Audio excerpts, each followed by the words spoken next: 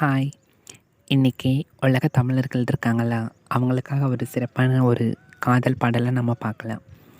இதில் சுஜாதா அம்மா இந்த ஆரம்பத்தில் அவங்க பண்ணக்கூடிய அந்த "ஓ" அப்படின்னு சொல்லக்கூடிய அந்த ஹம்மிங் வந்து அப்படியே எல்லாத்தையும் மயக்கம் உருக வச்சிரும். ஹரிஹரன் சார் வாய்ஸு கேட்டு பாருங்களேன்! என்ன ஒரு குரலு! எத்தனை வருஷம் கழித்து கேட்டாலும் அந்த குரல் அப்படியே இருக்குது. அப்புறம் வைரமுத்தோட வைர வரிகள், நம்ம ஏஆர் ரஹ்மான் இதுக்கு வந்து அப்படியே உருக வச்சிருப்பாரு. காதலர்களுக்காக செதுக்கி செதுக்கி போட்ட ஒரு சிற்பம்னு கூட இந்த பாட்ட சொல்லலாம்.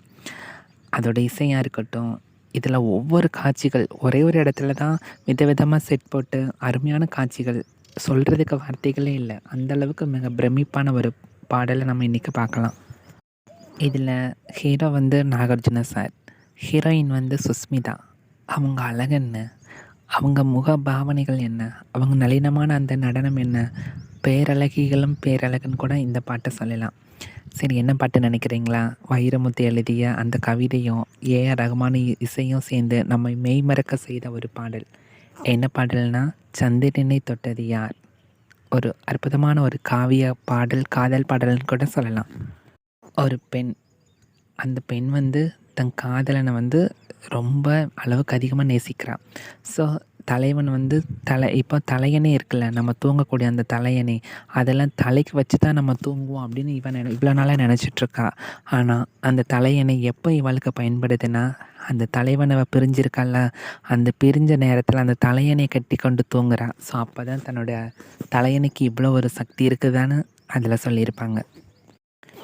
இந்த பாட்டில் நான் சொன்ன மாதிரி அந்த ஆரம்பத்தில் வரக்கூடிய அந்த ஹம்மிங் வாய்ஸ் இருக்குல்ல, அதில் எத்தனையோ பேர் அந்த ஹம்மிங்க்கு மட்டும் அடிமையாக இருப்பாங்க. அதில் நானும் ஒருத்தி தான். அவ்வளோ ஒரு அற்புதமான ஒரு ஹம்மின்னு கூட சொல்லலாம்.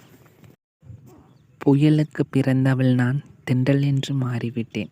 ஒரு அற்புதமான வரி இல்லை?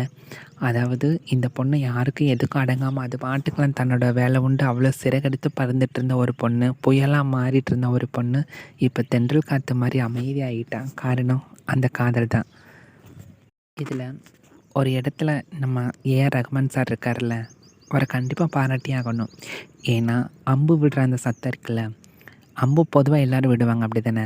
அந்த அம்பு விடக்கூடிய அந்த சவுண்டு இருக்குல்ல, அந்த சவுண்டை கூட ஒளிப்பதிவு செய்து அது இந்த மக்களுக்கு வந்து காதுகளை அப்படியே இனிமை கொடுப்பது போல் வேறு லெவல் நம்ம ஏஆர் ரஹ்மான் சார் வந்து கொடுத்துருப்பாங்க. ரொம்ப அருமையாக இருக்கும் அந்த வாய்ஸ். ஆழ்கடல், கடல், ஏரி, குளம் எல்லாம் எடுத்துக்கோங்க. மீன்கள் அங்கே நிறையா இருக்கும். ஸோ அப்போ அந்த மீன்களை சுமக்கிறது யார்? தண்ணீர் தானே. அப்போ மீன்கள் தான் அந்த தண்ணீரை சுமக்குது. அதே மாதிரி தான் அப்போ அந்த மீனை வந்து தண்ணி சுமக்கிற தண்ணிக்கு வந்து பாரமாக இருக்கா? கண்டிப்பாக கிடையவே கிடையாது. அப்படி தானே.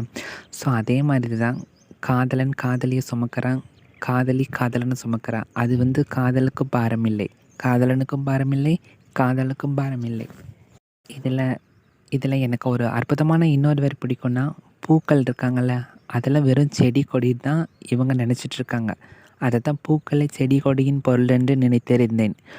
இந்த பொண்ணை பார்த்ததுக்கு அப்புறம் தான் பூவை உன்னை பார்த்த பின்னே அந்த பூக்களுக்கு மொழி இருக்குது அப்படின்னு சொல்லி நம்ம வைரமுத்து சார் வந்து வேறு லெவலில் வரிகளை எழுதியிருப்பார். தொடங்குவது மிக எளிது, முடிப்பதில் தான் தொடங்குவதில் மிக எளிது, முடிப்பதில் தான் ரொம்ப சிரமம்னு சொல்லி அதுவும் இது என்ன மூவினா, ரட்சகன் மூவி. சுஸ்மிதா சென், நாகார்ஜுன சார் நடித்த ஒரு அற்புதமான ஒரு காவிய பாடல்னு கூட சொல்லலாம்.